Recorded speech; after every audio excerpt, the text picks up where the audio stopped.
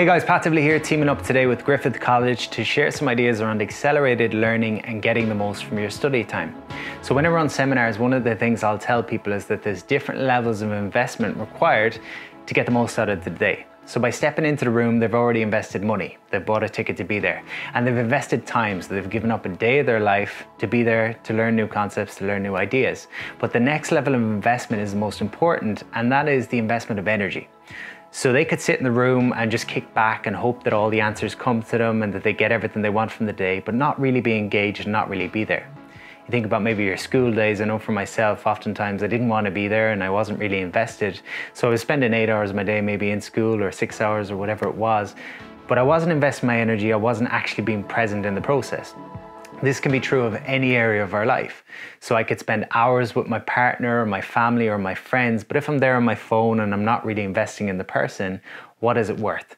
Same thing with me going to the gym. I could spend hours every week going to the gym, but going at a very low intensity and not really pushing myself, and I'm not going to get as much from the process as if I was to go all in.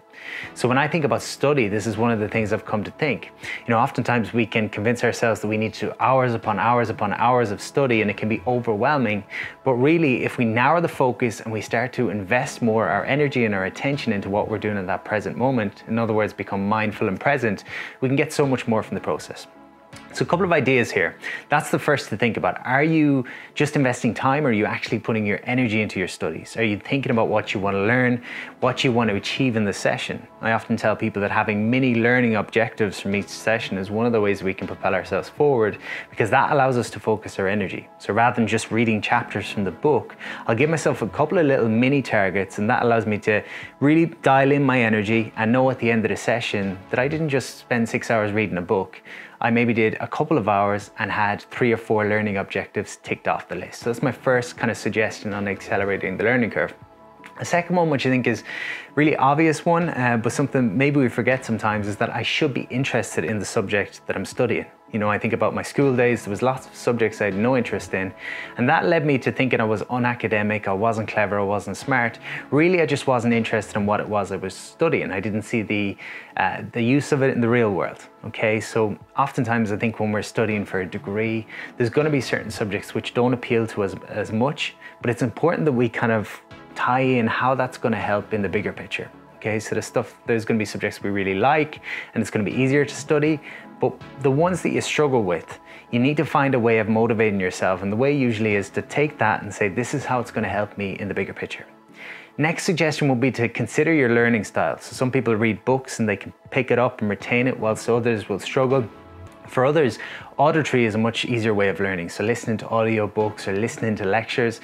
And for others still, it'll be videos. And many of us will go between the 3 different types of learning. So consider what's your best option and look into that. You might find watching videos and taking notes is going to help you retain information. You might find it's reading journals online. You might find it's a combination of all 3. But learning what your best learning style is going to be probably the best thing you can learn. So I would often tell people, find people that have done the certification, the diploma, the career that you want to do, and try to take them out to lunch and learn from their experience. Life is short, and it's too short to make all the mistakes. So oftentimes we can learn from other people's mistakes, and we can really fast track the learning curve by cutting out maybe some of the fluff that they've recognized or some of the blips that they've recognized, and really learn from their couple of years or decades of experience. So think about coaches and mentors as well as the resources that you're going to use to fast track your learning curve. The last suggestion on accelerating your learning curve is to consider your schedule and consider your environment, and think about how you can set up your environment more for success and more for lifelong learning. So for example, if I spend a lot of time commuting to and from college or work or school or whatever it might be, that could turn into a mobile classroom by getting audio podcasts and getting different audiobooks that I can listen to in the car. You consider if you were to listen to an hour a day of an audiobook, over the course of the year, that's 9 40-hour work weeks. And if you were on a specialized subject, imagine having 9 40-hour work weeks of knowledge in one specialized subject. That's how you become indispensable to an industry. So think about your environment and try to set it up for ways that are going to help you learn better. So think about those ways that you learn the best. Is it visual? Is it text? Is it audio? And try to put them in your work life, in your home life, in your car, and anywhere that's going to help you squeeze more learning time out of your 24 hours.